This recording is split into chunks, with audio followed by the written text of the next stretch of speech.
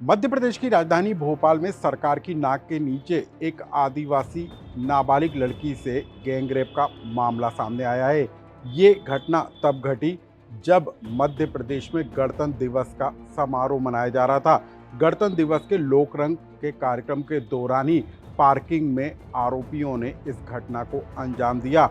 और हैरान करने वाली बात यह है कि जब लड़की ने अपने पिता के साथ राजधानी के श्यामला हिल्स थाने में इस मामले को लेकर शिकायत करना चाही तो उसे 9 घंटे तक बिठा कर रखा और उसके बाद देर रात उसे यहां से भगा दिया गया। अब ये मामला तब खुला जब लड़की की तबीयत बिगड़ी और लड़की ने अपने परिवार को पूरी कहानी बताई। लेकिन इस सनसनीखेज मामले को लेकर मध्य प्रदेश का राजनीतिक पारा जरूर चढ़ गया है। क्या है ये पूरा मामला, इस खबर को विस्तार से जान लीजिए। नमस्कार, मैं हूं अनुराग श्रीवास्तव और आप देख रहे हैं लोकमत हिंदी।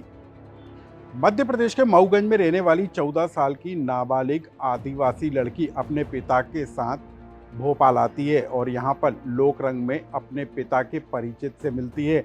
दोनों लोग मजदूरी के इरादे से भोपाल आए थे और कुछ काम की तलाश में थे, लेकिन यहीं पर अपने दोस्त के परिचित भगवान मेवाड़ा और अन्य लोगों से इनकी मुलाकात होती है। और उसके बाद लोक रंग जैसे बड़े आयोजन में जब लोग रविंद्र भवन के कार्यक्रम में मौजूद होते हैं तब पार्किंग में वही परिचित भगवान मेवाड़ा और एक अन्य व्यक्ति नाबालिग लड़की को पार्किंग में ले जाते हैं और वहां पर रेप की घटना को अंजाम देते हैं। लड़की इसका विरोध करती है तो उसके साथ मारपीट करते हैं। और जब लड़की ने इस पूरे घटनाक्रम को लेकर अपने पिता को ये पूरी कहानी बताई तो पिता बेटी को लेकर भोपाल के श्यामला हिल्स थाने पर पहुंचे और शिकायत करने का गुहार लगाई। लेकिन श्यामला हिल्स पुलिस ने पीड़ित को दोपहर 3 बजे से लेकर रात के 12 बजे तक यानी कि 9 घंटे तक थाने में बिठा कर रखा और देर रात उसको भगा दिया।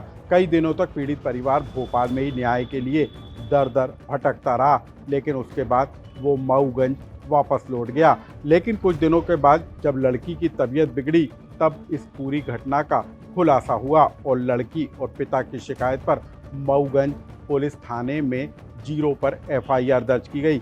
अब मऊगंज पुलिस का कहना है कि इस पूरे मामले को लेकर भोपाल में भी FIR दर्ज की जा रही है और जो आरोपी हैं जो कि भोपाल से बाहर के बताए जा रहे हैं उनको पकड़ने का अभियान छेड़ दिया गया है। लेकिन सवाल इस बात को लेकर उठ रहा है कि जब राजधानी में लोक रंग जैसा बड़ा कार्यक्रम आयोजित हो रहा था जिसमें मध्य प्रदेश के बड़े बड़े लोग शामिल हो रहे थे और जब सुरक्षा व्यवस्था चाक चौबंद होती है तब पार्किंग में नाबालिग आदिवासी के साथ रेप की घटना आखिर कैसे घट गई। ये पूरा मामला सुरक्षा व्यवस्था पर तो सवाल खड़े करता है, लेकिन पीड़ित परिवार के श्यामला हिल्स थाने में FIR नहीं लिखने पर भी अब सवाल खड़े होते हुए नजर आ रहे हैं। इस खबर से जुड़ा कोई कमेंट्स हो तो हमको कमेंट्स बॉक्स में लिखकर जरूर बताएं, लेकिन उससे पहले क्या कहना है मऊगंज पुलिस का आप उसे भी सुन लें। अधीनस्थ थाना मऊगंज में पास्को के साथ कई अन्य धाराओं में प्रकरण पंजीबद्ध किया गया है, इस पर आप क्या कहेंगे? 20/2/25 को पीड़िता की रिपोर्ट पर पास्को और 376 का एक प्रकरण 0 पे पंजीबद्ध हुआ है, जिसका घटनास्थल भोपाल का किसी थाने का है। वहाँ 0 की FIR भेजी जा रही है। कथित आरोपी गिरफ्तार हो चुका है क्या? इसकी अभी जानकारी नहीं हुई है। आरोपी बाहर का है, शीघ्रता से उसकी गिरफ्तारी सुनिश्चित की जाएगी। पीड़ित के द्वारा आरोप लगाए जा रहे हैं कि आरोपी के द्वारा धमकाया जा रहा है और परेशान किया जा रहा है। यदि कोई ऐसी अप्रिय घटना करती है तो उसमें पुलिस क्या कार्रवाई करेगी? आरोपी के विरुद्ध प्रिवेंटिव एक्शन किया जा रहा है, प्रतिबंधात्मक कार्रवाई की जाएगी और यदि कोई ऐसी घटना होती तो उसकी पुनः रिपोर्ट लिखित की जाएगी। और आज की एक ब्रेकिंग न्यूज आपके पास भी आई होगी। राजधानी भोपाल में एक नाबालिग बच्ची के साथ, 14 साल की बच्ची थी, उसके साथ लोक रंग कार्यक्रम जो कि सरकारी उसका आयोजन करती है उसमें बलात्कार करा गया।